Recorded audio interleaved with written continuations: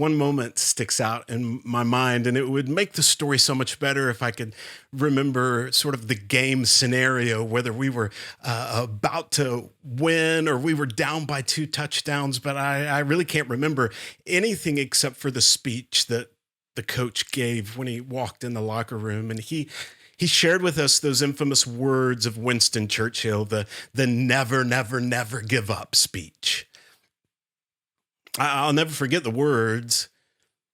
And honestly, it was sort of a mentality that I've lived a lot of my life by, sort of that never give up, fight for everything kind of drive. But I realized that Jesus gave up. Jesus gave up. You think about the words of Jesus in John chapter 10, where he says, I lay down my life. John chapter 10, he says, I lay down my life. I do it on my own accord. Jesus gave up.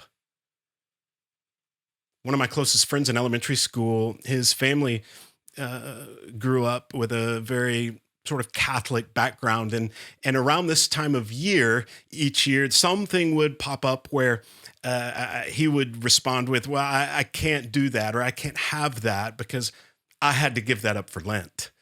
And it's sort of when I was putting the dots together in my mind, I realized that his parents, made him give something up for Lent, and I remember thinking that I was sure thankful that I wasn't a Catholic. I mean, because that's all I understood about Lent at the time, was that it was some time of year where you had to give up something you loved.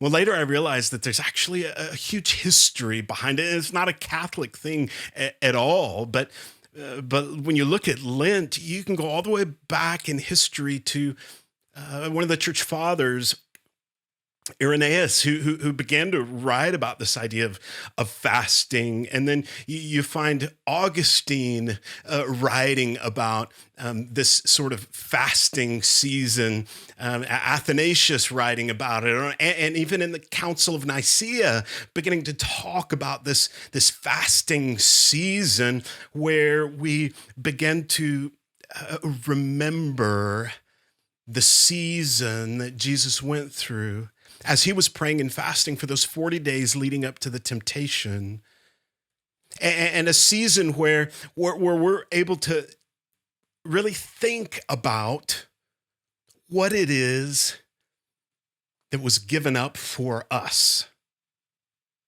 So if that's what Lent is, well, so what's the purpose in it, or why should we care about this season? Well, it's sort of this season or opportunity where, amidst our lives, where we're locked into what I'll often call the hamster wheel of life, right? Our habits and our routines that we do day in and day out, that we disrupt those. We cause an intentional interruption to our routine so that we can remember and think about our own sinfulness, and what had to be given up for us.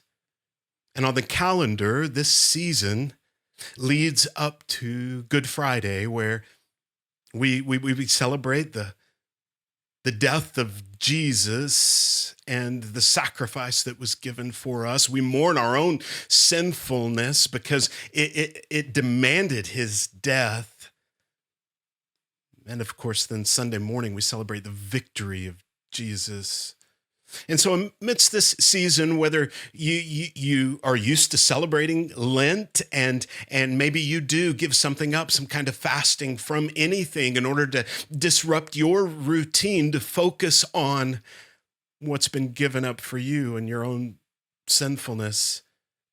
My encouragement to you right now leading into this is that we might take a minute, whatever it looks like for you. It doesn't have to be that you're going to not eat food for 40 days or that you're going to fast in some way that completely changes your life. It can be anything that disrupts your routine, some intentional choice that you make that pulls you off of that hamster wheel long enough for you to be able to just remember to dwell on the fact that Jesus gave up. He gave up. He gave himself up. And you and I, amidst this culture that we live in, this never give up mentality, this is a season where we are able to stop and remind ourselves that we can do nothing to earn our forgiveness. We can do nothing to earn our forgiveness, but rather when we get our minds into this biblical worldview, we realize that this season leads us to the reminder that giving up is really the only path to victory. That as Jesus gave himself up for us, because of our sinfulness, the call on our lives is to give up, give ourselves up to him. And there we find victory.